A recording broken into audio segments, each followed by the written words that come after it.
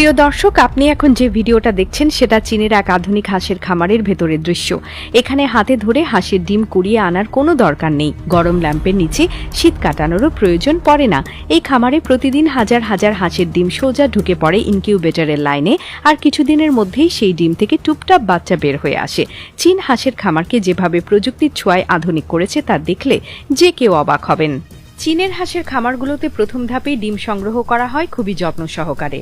হাঁস যখন ডিম দেয় তখন সেই ডিম স্বয়ংক্রিয়ভাবে গড়িয়ে পড়ে ইনক্লাইন্ড ট্রেতে। এগুলো এমনভাবে বসানো থাকে যাতে ডিম নিজে থেকে একটা নির্দিষ্ট লাইনে চলে আসে। পরে সেগুলো একটি করে আলাদা করে নেওয়া হয়।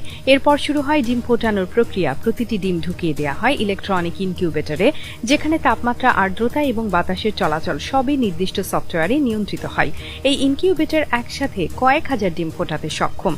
ডিমগুলো মেশিনে ঢোকার পর নিয়মিত বিরতিতে উল্টে দেওয়া হয় যেন ভেতরের ভ্রূণ সঠিকভাবে বৃদ্ধি পায়।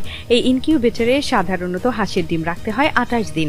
এই সময়ের মধ্যে প্রতি ঘন্টায় তাপমাত্রা পরীক্ষা হয়, প্রতিদিন আর্দ্রতার গড় হিসাব করা হয় এবং দরকার হলে ইনকিউবেটরের ফ্যান চালিয়ে দেওয়া হয়।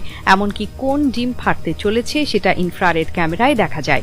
ডিম ফুটে যখন বাচ্চা বের হতে শুরু করে তখন ডিমগুলো সরিয়ে নেওয়া হয় হ্যাচিং রুমে। এখানে ডিমের খোলস ভেঙে ছোট ছোট হাঁসের বাচ্চা বের হয়ে আসে, আর সেই বাচ্চাদের প্রথমেই নেওয়া হয় নির্দিষ্ট তাপমাত্রা ঘরে, যেখানে তারা থাকে আলাদা সেলাইনে, নরম পাটির বিছানায় আর পাইপের মাধ্যমে খাবার ও পানি পায়। চীনের এই খামারগুলোতে বাচ্চা হাঁসকে জন্মের 24 ঘন্টার মধ্যেই টিকা দেওয়া হয়। এটা করা হয় ব্যাকটেরিয়া ও ভাইরাস জনিত রোগ প্রতিরোধের জন্য। তারপর বাচ্চাগুলোকে ওজন করে আলাদা আলাদা গ্রুপে ভাগ করে দেওয়া হয়, কারণ বড় বা দুর্বল বাচ্চারা যেন একসাথে না থাকে তা নিশ্চিত করতে হয় যাতে সবার বৃদ্ধি সমান হয়। এই বাচ্চা হাঁসগুলোকে বড় করার জন্য রাখা হয় বিশেষ করে ডিজাইন করা খোলা জায়গায়।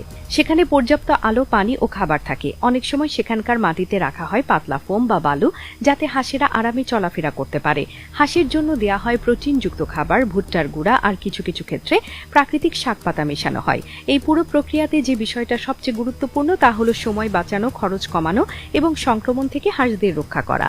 আগে যেখানে মাটিতে হাঁস বসিয়ে ডিম ফোটানো হতো সেখানে সময় লাগতো বেশি, রোগ হতো বেশি আর ফলনও ছিল অনিশ্চিত। এখন এই আধুনিক ব্যবস্থায় প্রতি মাসে লাখ লাখ বাচ্চা হাঁস উৎপাদন সম্ভব হচ্ছে। চীনের এই ইনকিউবেটর ব্যবস্থার মজার দিক হলো এটি শুধু হাঁস নয়, মুরগি, কোয়েল বা অন্য পাখির ডিম ফোটাতেও ব্যবহার করা যায়। এক মেশিনে অনেক ডিম ফোটানো যায় এবং একবারে হাজার হাজার হাঁস পাওয়া যায়, যা বাণিজ্যিকভাবে খামার পরিচালনায় বিশাল ভূমিকা রাখে। এই বাচ্চাগুলো পরবর্তীতে ডিম উৎপাদনের জন্য বড় হতে পারে। অনেক চাষি আবার বাচ্চা হাঁস আলাদা করে বিক্রি করে নতুন খামারিদের কাছে, যারা ঘরে বা ছোট জায়গায় বড় করতে চান। বাংলাদেশের অনেক এলাকায় এখন হাঁস পালন করা হয়, কিন্তু আমরা এখনো সেই পুরনো পদ্ধতির উপর নির্ভর করি।